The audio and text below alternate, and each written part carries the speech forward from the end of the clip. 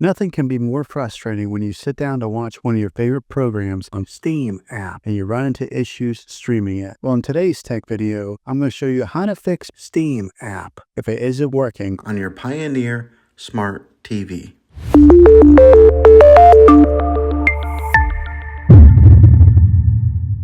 Let's see if we can fix your problems and get your Steam app back up and running as quickly as possible. The first one, it's the easiest one to try, and that's to unplug your TV from the wall outlet and wait 60 seconds. Now, don't be impatient here.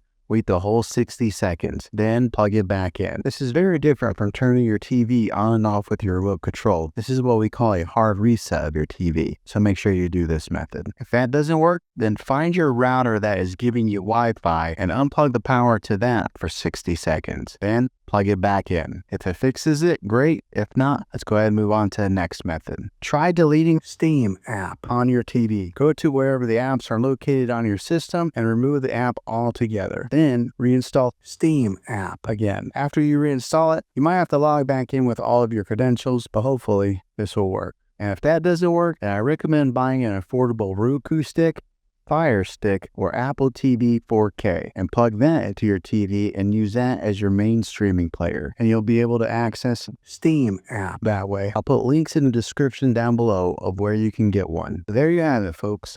If this video was helpful, go ahead and click a thumbs up on it.